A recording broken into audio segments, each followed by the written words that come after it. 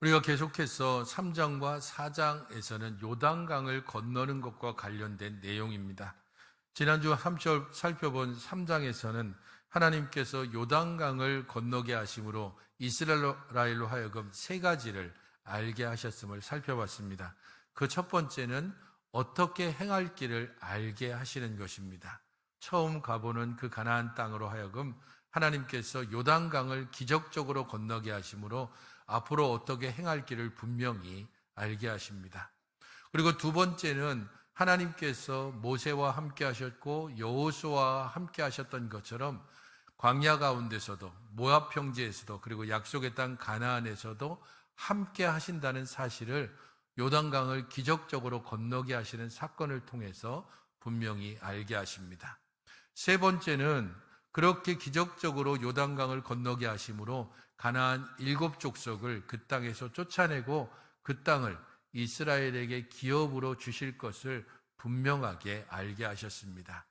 이 세 가지를 3장에서 요단강을 건너라 라고 하는 명령을 통해서 알게 하신 후에 요단강을 건널 때에 하나님께서 여호수아에게 한 가지를 명령하셨습니다.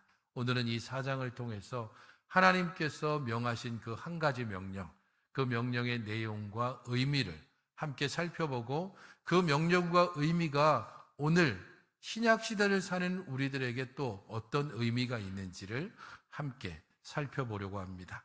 1절부터 3절을 같이 한번 읽어보시기 바랍니다. 1절부터 3절입니다. 시작.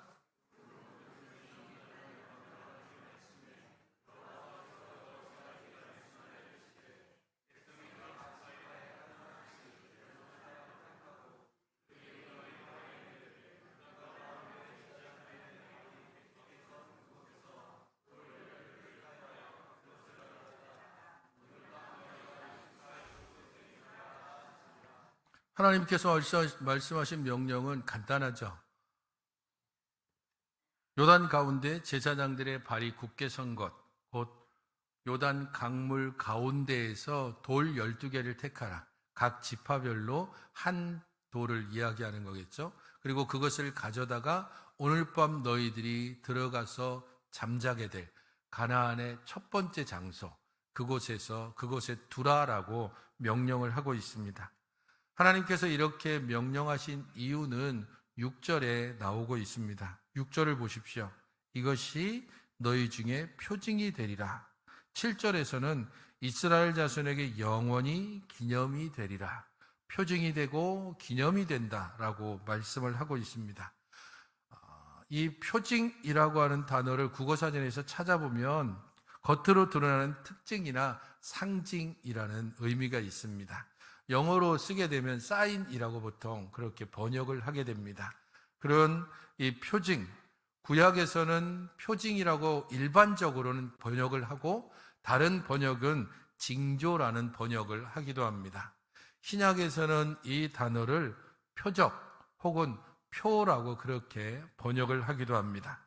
어쨌든 이 표징이 될 것이다. 너희들이 요단가 제사장들의 발이 선 그곳에서 가져온 12개의 돌, 그것이 너희들에게 표징이 된다. 기념이 된다. 그래서 좀 더 이해하기 쉽게 저는 그것을 그냥 기념비라고 오늘 여러분들에게 설명을 드리는 것입니다. 표징이라고 하면 뭔가 좀 사실 확 마음에 혹은 분명하게 우리 머리로 이해가 되지 않습니다. 표징이 뭘지? 그랬을 때 이 표징을 가장 잘 보여주는 구약의 하나의 사건이 있습니다. 그게 바로 창세기 17장에 나오는 할례입니다. 창세기 17장 10절부터 11절입니다. 여러분 같이 한번 읽어보시겠습니까? 창세기 17장 10절부터 11절입니다. PPT가 없어요? 지금 방송실에서 좀 안 나가는 모양이네요. 여러분들이 직접 찾으셔야 됩니다. 창세기 17장 10절부터 11절입니다. 전혀 안 됩니까? 네. 찾으셨으면 다 같이 한번 읽어보시겠습니까? 창세기 17장 10절부터 11절 시작. 너희 중 남자는 다 할례를 받으라. 이것이 나와 너희와 너희 후손 사이에 지킬 내 언약이니라. 너희는 포피를 베어라. 이것이 나와 너희 사이의 언약의 표징이니라. 할례를 행하라. 그게 바로 언약을 맺는 분명한 표징이 된다라고 말합니다. 하나님께서 아브라함과 언약을 맺으셨죠? 그리고 그 언약의 표징으로서 할례를 요구하셨습니다. 이스라엘 백성 중에서 이 할례를 행한다는 것은 하나님이 아브라함과 맺은 언약이 지금 나에게 적용된다는 의미가 있습니다. 그래서 이스라엘의 모든 남자들은 할례를 행함으로써 우리가 하나님의 언약 가운데 있는 백성이라는 것을 자신의 몸으로 직접 확인을 하는 것입니다. 만약에 아브라함의 자손이라 할지라도 나는 무서워서 못하겠어, 그렇게 해서 할례를 남자가 행하지 않는다면 그는 하나님의 언약 관계에 들어가지 않았다라고 하는 분명한 증거를 가지게 되는 겁니다. 할례를 행하면 언약을 함께 언약을 맺었다는 표징을 가지게 되는 거고, 할례를 행하지 않으면 비록 아브라함의 자손이라도 언약과 관계없다는 표징을 가지게 된다는 겁니다. 구분하기가 굉장히 쉽지 않습니까? 물론 여자들은 할례를 행하지 않기 때문에 그럼 여자들은 그런 면에서 조금은 이 할례가 가지는 불완전함이 있습니다. 이 요단강을 건널 때 이스라엘 백성들에게 왜 하나님께서 돌 12개를 취해다가 표징, 곧 기념비를 삼으라라고 했을까요? 그것은 기억이 분명하지 않기 때문입니다. 어제 일도 제대로 기억하기 어렵고 하물며 한 달 일, 1년이니야 말해 무엇하겠습니까? 당대의 백성들, 곧 이스라엘 백성들 중에서 요단강이 갈라지는 것을 눈으로 보고 그 갈라진 요단강을 마른 땅으로 건넜던 사람들은 생생하게 기억할 겁니다. 하나님의 능력이, 하나님의 구원이, 하나님의 언약의 신실하심이 얼마나 놀라운지를 분명히 기억합니다. 하지만 그 세대가 죽고 다음 세대, 다음 세대, 그 세대들이 지나고 나면 그 기억들은 아예 사라져버리고 이야기만 남게 됩니다. 그랬대, 그렇게 했었대 라고 하는 이야기만 남게 되는 거죠. 이야기의 효력은 끊임없이 들려질 때만 효력을 가집니다. 어쩌다 한 번, 1년에 한 번? 그런 식으로 이야기될 때 사람들은 그것을 제대로 알지 못합니다. 그렇기 때문에 하나님께서 돌 12개를 세워두신 그것은 기념비가 되고 표징이 돼서 뒷날 후손들에게 하나님께서 행하신 일을 알려줍니다. 21절, 22절을 보십시오. 이스라엘 자손들에게 말하여 이르되 후일에 너희의 자손들이 그들의 아버지에게 묻기를 이 돌들은 무슨 뜻이니까 하거든 너희는 너희의 자손들에게 알게 하여 이르기를 이스라엘이 마른 땅을 밟고 이 요단을 건넜습니다. 넘실거리는 가장 많은 그런 물이 있었던 시기, 그 시기에 하나님께서 요단을 멈추게 하시고 그 요단을 마른 땅으로 건너게 하신 것이 기억은 사라져도 기념비를 통해서 기억을 되살리는 겁니다. 하나님께서 길갈에 세우신 그 12개의 돌을 통해서 이스라엘을 어떻게 능력 가운데 요단강을 건너게 하셨는지를 분명히 알게 해주신다는 것입니다. 그런 면에서 이 기념비는 세대를 지나는 사람들에게 하나님의 역사와 능력을 계속해서 깨우치는 효과가 있고 그리고 그 상징물로서 세우도록 하신 것입니다. 여호수아는 당연히 하나님의 이 말씀에 순종했죠. 12명을 택하고 돌을 가지고 와서 그 길갈에 유숙하던 처음에 그들이 잤던 것, 곧 길갈에서 그 기념비들을 세웠습니다. 문제는 그 세운 기념비가 아주 눈에 띌 만한 혹은 건축적으로 아주 아름다운 기념비였을까? 전혀 그렇지 않다는 데 있습니다. 보십시오. 이스라엘 백성들 중에서 지파별로 100명을 택하라.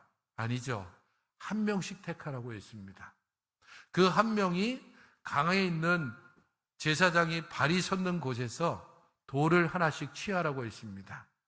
강에 한 100kg 혹은 1톤이 넘는 그런 돌이 있을 수 있겠죠. 근데 한 사람이 옮겨야 되는 돌입니다. 제일 건강한 사람을 택했다고 할지라도 한번 최대로 쳐서 쌀 한 가마니, 옛날 쌀 한 가마니라면 80kg죠. 한 사람이 들 수 있는, 어깨에 맬 수 있는 돌입니다. 그렇기 때문에 80kg, 최대로 쳐줘도 100kg를 넘지는 않을 겁니다. 그 정도 돌 12개입니다. 그렇게 높고 그렇게 화려하겠습니까? 거기에 무슨 조각을 새긴 것도 아닙니다. 그냥 평범한 돌입니다. 그 12개의 돌을 길갈에 세워놓습니다. 세월이 지나면 그냥 그게 진짜 기념비인지 아닌지도 모를 정도의 평범한 돌 무더기에 불과할 겁니다. 그러나 그 돌을 볼 때마다 후손들은 묻습니다. 저건 뭡니까? 저 초라한 것은 무엇입니까? 라고 물을 때에 하나님께서 이 요단강을 마른 땅으로 건너게 하셨다. 우리를 저 애굽에서부터 건져내셨고 홍해를 건너게 하셨고 광야 40년의 기간 동안 매일매일 만나로 먹이셨고 반석에서 물을 주셨고 구름 기둥과 불 기둥으로 인도하셨고 마침내 이 요단강을 마른 땅으로 건너서 지금 우리가 살고 있는 이곳 가나안으로 이끌어 들이셨다. 그 초라한 기념비는, 별로 눈여겨보지 못할 그 기념비는 바로 그 하나님의 구원의 역사를 증거해 주는 것입니다. 눈에 보이지만 초라해 보이는 그 기념비에는 그런 크고 놀라운 의미가 담겨 있습니다. 하지만 또 우리가 눈길을 끄는 또 하나의 기념비가 있습니다. 9절을 같이 한번 읽어보시겠습니까? 9절입니다. 시작.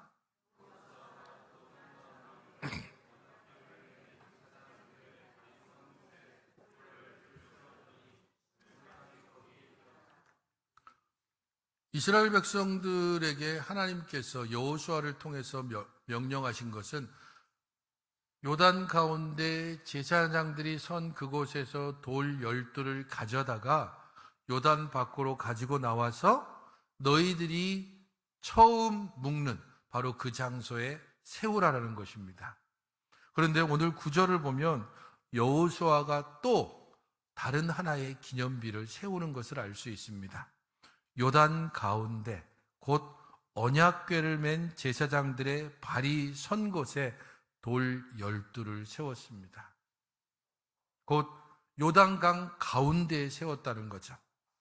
지금 그 요단강 가운데에 돌 12개를 세웠을 때에는 제사장들이 그곳에 있었고 요단강은 마른 상태로 있었습니다. 하지만 뒤에서 보는 것처럼 제사장들이 그 요단강물에서 나오자 다시 요단강물은 흘렀습니다. 보이는 기념비는 길갈에 세워져 있고 보이지 않는 기념비는 어디에 있는 겁니까? 요단강 물속에 있습니다. 9절은 오늘까지 거기 있더라라고 말하고 있습니다. 비록 보이진 않아도 오늘까지 거기에 있다고 믿고 하나님의 구원의 능력을 보이는 기념비를 통해서도 확인하고 흐르는 요단 강물을 보면서도 하나님께서 저 땅을, 우리의 조상들을 마른 땅으로 건너게 하셨음을, 그리고 그곳에 여호수아가 세운 12개의 기념비가 있다는 사실을 이스라엘 백성들이 믿고 확신하며 고백하고 있는 것입니다. 성도 여러분, 때때로 우리는 보이는 기념비에 집착하는 경향이 있습니다. 하지만 보이지 않는 기념비도 있습니다. 이스라엘에게 보이는 기념비는 길갈에 있는 12개의 돌입니다. 그 보이는 기념비를 통해서 하나님의 언약을 그들은 기억합니다. 하나님이 얼마나 언약에 신실하시고 이 언약을 충실하게 이행하셨는지를, 그리고 흐르고 있는 그 요단 강물을 보면서 대체로 그곳에 여호수아가 세웠던 그 장소 바로 거기에 돌이 그대로 있을 리 만무합니다. 세차게 흐르는 강물에 돌은 굴러갔을 것이고 어쩌면 그 돌은 상당히 많이 파손됐을 가능성이 있습니다. 그러나 요단 강물을 볼 때마다 거기에 있는 여호수아가 세웠던 12개의 기념비를 기억합니다. 요단 강물을 보면서 이 흐르는 요단강이 어떻게 끊어졌는지, 하나님께서 어떻게 능력으로 마른 땅처럼 건너게 하셨는지를 이스라엘은 고백하며 살아가는 것입니다. 보이는 기념비와 보이지 않는 그 기념비를 통해서 하나님께서 이스라엘에게 무엇을 알게 하십니까? 24절을 같이 한번 읽어보시겠습니까? 24절입니다. 시작.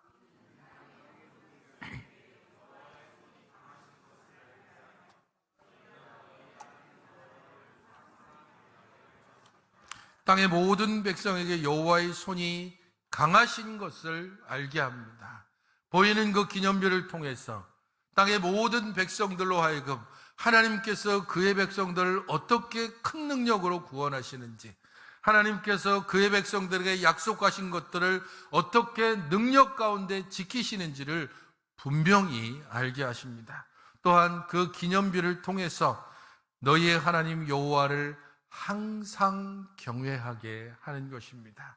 그 기념비를 볼 때마다 하나님께서 그의 백성들을 사랑하시고 그의 백성들을 구원하시고 그의 백성과 언약하신 것을 성취하시는 신실하신 하나님이신 것을 분명하게 알게 하사 하나님으로 하여금 경외하게 하는 것입니다. 그러므로 성도 여러분, 하나님께서 주시는 이 놀라운 구원의 은혜를 생각하면서 우리들에게 눈에 보이는 기념비 혹은 눈에 보이지 않는 기념비를 통해서 그 어떤 것을 통해서든지 하나님께서 언약하시고 성취하시고 분명하게 확증시키시는 하나님이심을 믿으시기 바랍니다. 이스라엘 백성들에게는 분명한 표징이 있었죠. 애굽에서는 10가지 재앙이 있었습니다. 광야에서는 구름 기둥과 불 기둥과 만나가 있었습니다. 가나안으로 들어올 때는 요단강이 갈라지고 거기를 마른 땅으로 건너는 그런 놀라운 표징을 보았습니다. 때때로 우리들의 삶이 어렵고 힘들 때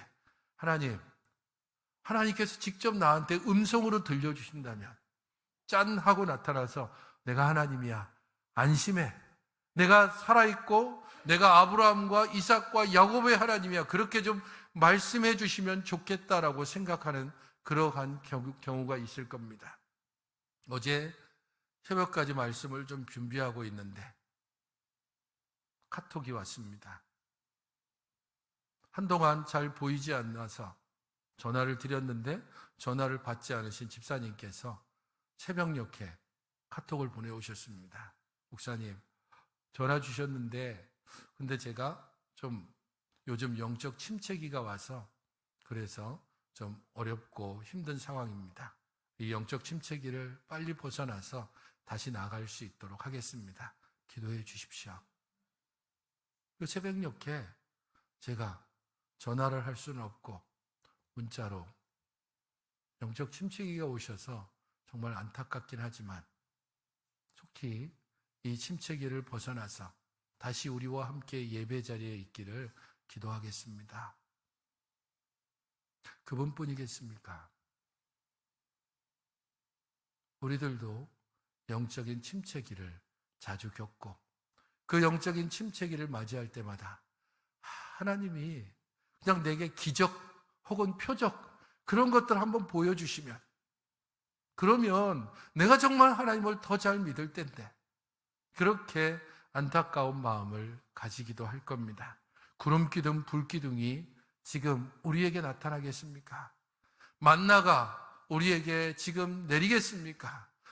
홍해물이 갈라지듯이 한강물이 갑자기 쫙 갈라지면서 내가 하나님이다라고 하나님께서 그렇게 우리에게 표적을 보여주시겠습니까?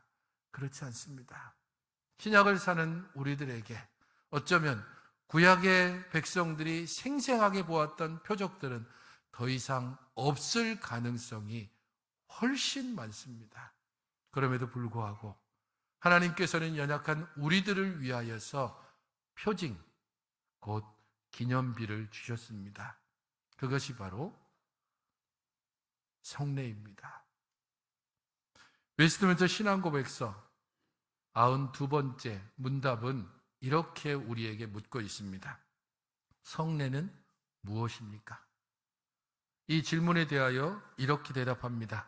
성례는 그리스도께서 제정하신 거룩한 규례인데 그 안에 그리스도와 새 언약의 은덕들이 감각적인 표로서 신자들에게 나타나고 인쳐지며 적용됩니다.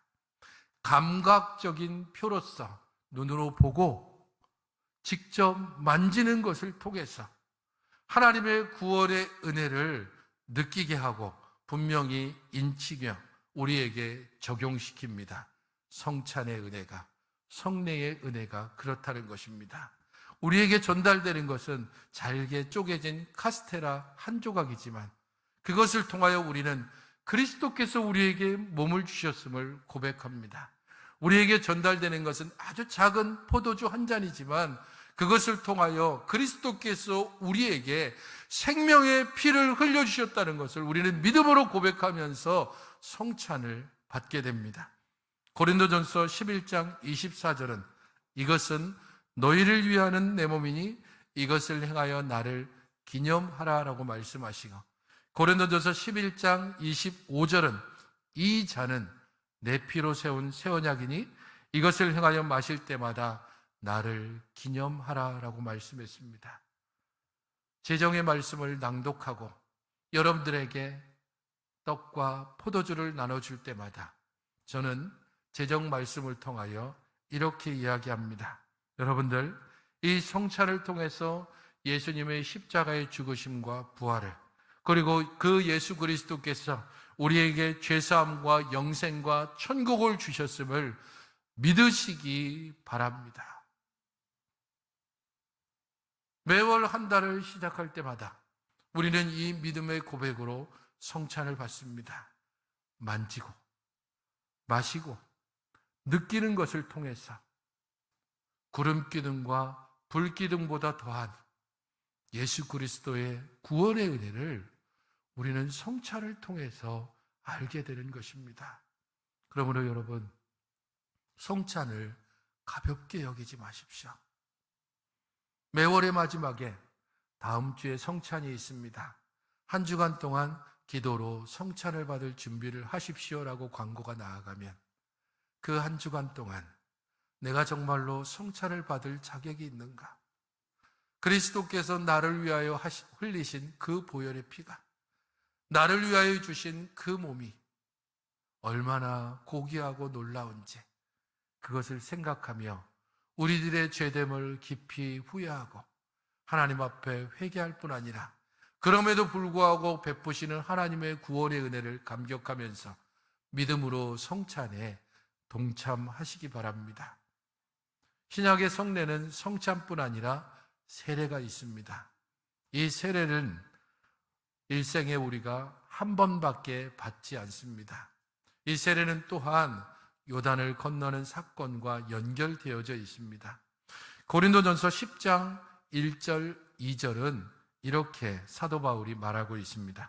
형제들아, 나는 너희가 알지 못하기를 원하지 아니하노니 우리 조상들이 다 구름 아래에 있고 바다 가운데로 지나며 모세에게 속하여 다 구름과 바다에서 세례를 받고, 이스라엘 백성들이 홍해를 건넌 것, 그것은 이스라엘 백성 전체가 세례를 받은 사건입니다.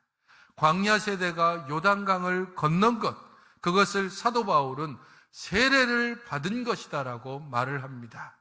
그러므로 우리가 세례를 받기로 고백하고 학습을 받고 그 이후에 우리가 공중 앞에서 우리들의 모든 제약된 행실을 끊고 오직 그리스도만이 우리들의 유일한 구원자이시고 성경이 우리에게 구원으로 주신 유일한 책임을 고백하면서 세례를 받을 때에 우리는 요단강을 함께 건너는 겁니다.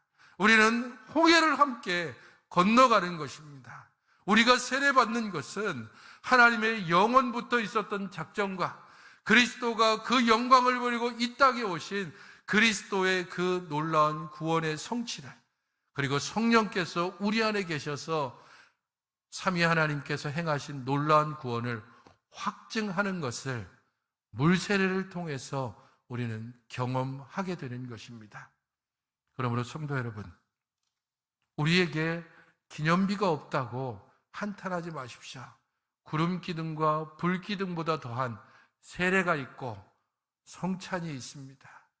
이 세례와 성찬을 받을 때마다 우리는 함께 요단강을 건너고 함께 만나를 먹고 함께 구름 기둥과 불 기둥의 인도를 쫓아서 광야길을 지나 가나안을 향해 나아가는 것입니다. 바로 그러한 믿음이 우리로 하여금 보이는 기념비인 성찬에 참여하게 하고 보이지 않는 기념비와 같은 우리들의 일생 가운데 하나님을 만난 수많은 경험들, 하나님께서 우리에게 찾아와 주신 바로 그 순간들을 기억하고 하나님 앞에 믿음을 고백하며 나아가게 하는 것입니다. 성도 여러분, 믿음은 우리를 때로는 광야길에서도 때로는 수많은 진흙과 수렁과 고난 가운데서도 하나님을 바라보게 하고 하나님께 나아가게 합니다. 여러 많은 고난과 시련을 이길 뿐 아니라 세상의 불의와 맞설 수 있는 용기와 소망을 줍니다. 하나님께서 우리에게 명하신 것들을 온전히 순종함으로 믿음으로 살 때 모든 불의의 세력들을 이기는 것입니다. 히브리서 11장 33절부터 38절은 그런 믿음의 사람들의 역사에 대해서 이렇게 말합니다. 그들은 믿음으로 나라들을 이기기도 하며 의를 행하기도 하며 약속을 받기도 하며 사자들의 입을 막기도 하며 불의 세력을 멸하기도 하며 칼날을 피하기도 하며 연약한 가운데서 강하게 되기도 하며 전쟁에 용감하게 되어 이방 사람들의 진을 물리치기도 하며 조롱과 채찍질 뿐 아니라 결박과 옥에 갇히는 시련도 받았으며 돌로 치는 것과 톱으로 켜는 것과 시험과 칼로 죽임을 당하고 양과 염소의 가죽을 입고 유리하여 궁핍과 환난과 학대를 받았으니 믿음으로 믿음의 모든 세대들이 겪었던 일을 언급하면서 최종적으로 이렇게 믿음의 사람들에 대해서 결론을 내립니다. 이런 사람은 세상이 감당하지 못하느니라. 믿음의 사람들을 세상이 감당할 수 없습니다. 보이는 기념비인 성찬에 참여하고 보이지 않는 기념비와 같은 수많은 하나님을 만났던 경험들을 통해서 우리들의 믿음은 굳세어질 뿐 아니라 하나님을 향한 믿음의 고백으로 때로는 불의 세력을, 또는 불의한 것들을, 때로는 수많은 환난과 궁핍과 가난들을 이겨나가게 하고 우리는 그래도 하나님을 믿노라고, 우리는 여전히 하나님의 백성이노라고 그렇게 고백하게 만드는 것입니다. 그런 믿음의 사람들을 세상이 이기지 못합니다. 세상의 유혹이 결코 흔들기는 하지만 넘어뜨리지는 못하는 것입니다. 우리가 그런 사람입니다. 우리가 그런 믿음을 가지고 살아갔고 살아가야 하고 살아갈 수 있는 사람들입니다. 하나님께서 우리에게 주신 그 은혜를 생각하며 믿음의 고백으로 이 한 주를 살고 남은 매일의 삶들을 살아가시기 바랍니다. 그런 이들을 세상이 어떻게 보고 있는지 5장 1절 다 같이 한번 읽어보시겠습니까? 5장 1절입니다. 시작. 요단 서쪽에 아모리 사람의 모든 왕들과 해변의 가나안 사람의 모든 왕들이 여호와께서 요단물을 이스라엘 자손들 앞에서 말리시고 우리를 건너게 하셨음을 듣고 마음이 녹았고 이스라엘 자손들 때문에 정신을 잃었더라. 세상이 감당하지 못하는 겁니다. 우리가 믿음을 가질 때, 이 믿음의 고백으로 살아갈 때 세상이 감당하지 못하는 바로 그 믿음으로 이 한 주간을 살아가시고 하나님 앞에서 우리들의 영혼의 눈을 뜨게 해주시고 우리들의 둔한 마음을 새롭게 하여 주셔서 믿음을 따라 사는 이번 한 주간이 되게 해달라고, 그렇게 믿음으로 고백하며 살아가시는 여러분들이 되시기를 주님의 이름으로 축원드립니다. 기도하겠습니다. 하나님 아버지, 저희들 모두를 주의 은혜와 말씀 가운데 인도하여 주셔서 우리를 우리 되게 하시고 우리를 주 안에서 새롭게 하시는 그 말씀을 따라 살아가게 하여 주시옵소서.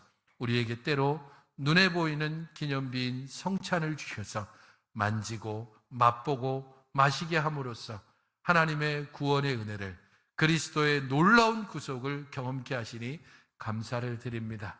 때로 우리들의 앞에서, 우리들의 뒤에서, 우리들의 양옆에서 우리를 이끌고 인도해 가시는 하나님의 크고 놀라운 은혜가 있으니 그 하나님의 은혜를 기억하며 감사하면서 주의 말씀을 따라 살아가는 저희들이 되게 하여 주시옵소서.